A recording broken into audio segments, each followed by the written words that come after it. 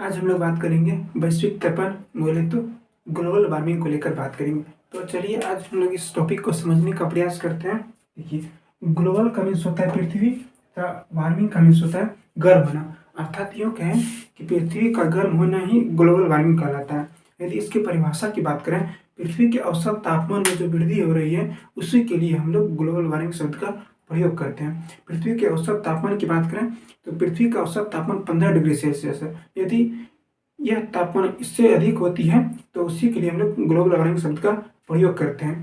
तो बात करते हैं आगे की बात करें तो ग्लोबल वार्मिंग कोई नवीन घटना नहीं है। पृथ्वी के निर्माण से लेकर अब तक की यदि बात करें तो पृथ्वी के औसत तापमान में कई बार वृद्धि हो चुकी है, लेकिन उस सभी के लिए कभी भी ग्लोबल वार्मिंग शब्द का प्रयोग नहीं किया गया है।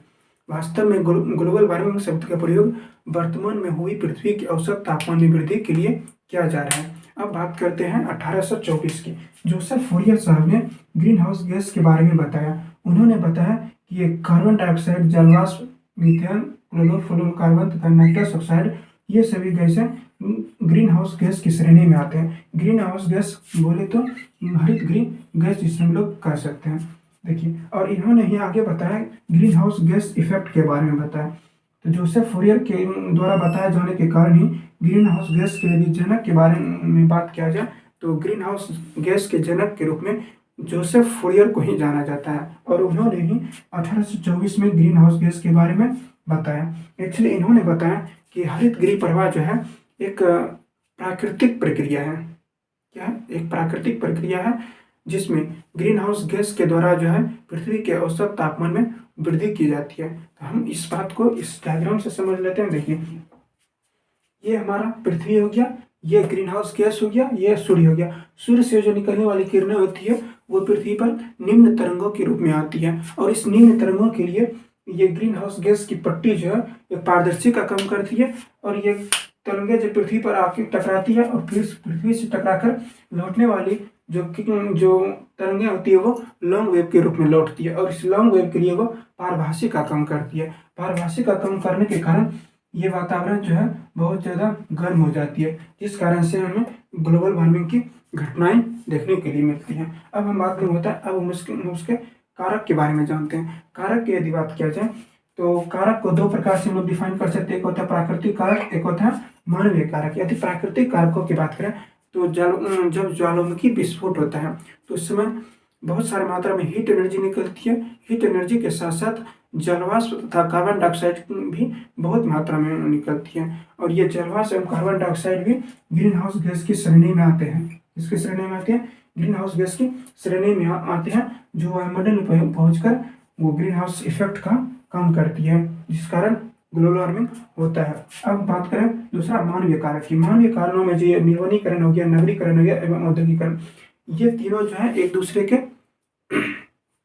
सिमिलर है, और ये तीनों भी देखिए निर्वनीकरण मीन्स हो गया वनों का अंधाधुंध कटाई होना। इससे वनों का यदि अंधाधुंध कटाई होगा तो कार्बन डाइऑक्साइड की मात्रा क्या हो जाएगा, वातावरण में बढ़ जाएगी, क्योंकि एक वन ही होता है जो कार्बन डाइऑक्साइड की मात्रा को संतुलित कर सकता है। लेकिन एक तरफ तो देखिए हम लोग वन की भी कटाई कर रहे हैं, दूसरी तरफ देखिए तो फैक्ट्री सबसे बहुत सारे कार्बन डाइऑक्साइड को भी हम लोग रिलीज कर रहे हैं। उधर से एक तो वन चला गया, इधर से एक दूसरा फैक्टर आ गया कि इंडस्ट्री जो कार्बन डाइऑक्साइड को बहुत बड़ी मात्रा में रिलीज करता है, तो नुकसान हो गया पेड़ का। लेकिन एक पेड़ ही होता है जो कार्बन डाइऑक्साइड को संतुलित करता है, और पेड़ भी नहीं रहते हैं, और ये कार्बन डाइऑक्साइड क्या होती है पृथ्वी में वायुमंडल में पहुंचकर इस हरित गृह गैस को और ज़्यादा मजबूत करती है, जिस कारण से ये वायुमंडल जो होती है और अत्यधिक गर्म होते चले जाते हैं। कार्बन डाइऑक्साइड को उत्सर्जित करने वाले प्रमुख देश, यह डाटा 2017 का है।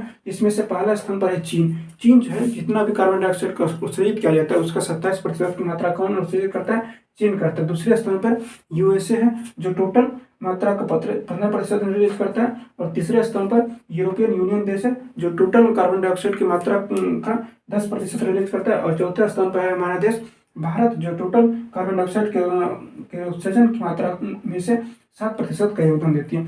यदि पूछा जाए प्रति व्यक्ति कार्बन का ऑक्सीजन उत्पादन कहाँ ज़्यादा होता है तो वो होता है यूएसए में। यदि अब हम लोग वैश्विक तापमान के क्या प्रभाव हो सकते हैं ये देखेंगे, तथा उसके क्या रोकथाम के उपाय हो सकते हैं उस सबको देखेंगे।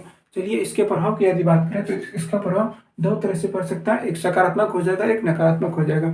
सकारात्मक प्रभाव लगभग नगण्य होगा तथा नकारात्मक प्रभाव इसका बहुत ज़्यादा हो जाएगा। देखिए सकारात्मक प्रभाव की बात करें तो सबसे पहला बात हो जाएगा, तापमान तथा कार्बन डाइऑक्साइड के अधिक होने के कारण पेड़ पौधे जो है अधिक मात्रा में प्रकाश संश्लेषण की क्रिया करेंगे।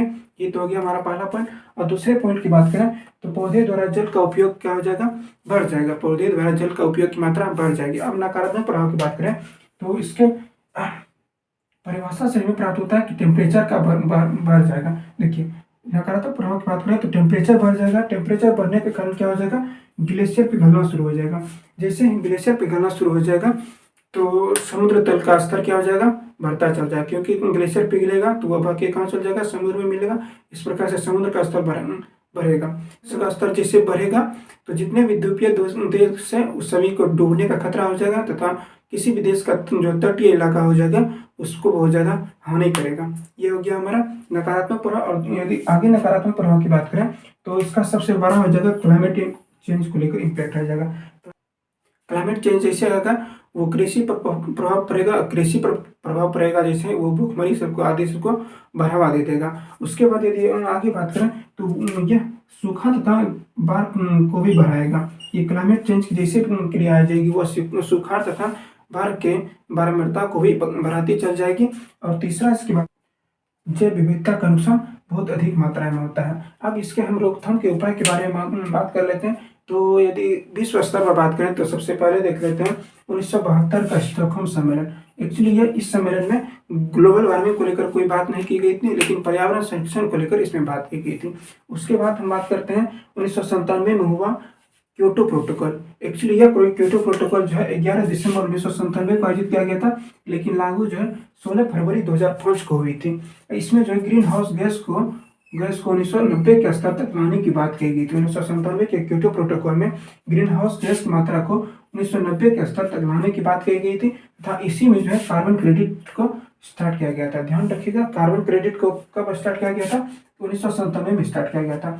अब तीसरा पॉइंट को हम देख लेते हैं COP21। एक्चुअली COP21 बोले तो कॉन्फ्रेंस ऑफ पार्टीज का 21वां सीजन जो है 2015 में आयोजित किया गया था पेरिस में।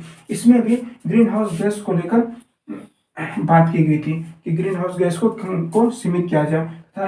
COP21 को कब लागू किया गया था, 4 नवंबर 2016 को लागू किया गया था। यदि हम देश के स्तर पर यदि व्यक्तिगत स्तर की बात करें तो हम दो काम कर सकते हैं, एक वृक्षारोपण को बढ़ावा दे सकते हैं, दूसरा प्रदूषण को कम करने के उपाय को हम चला सकते हैं।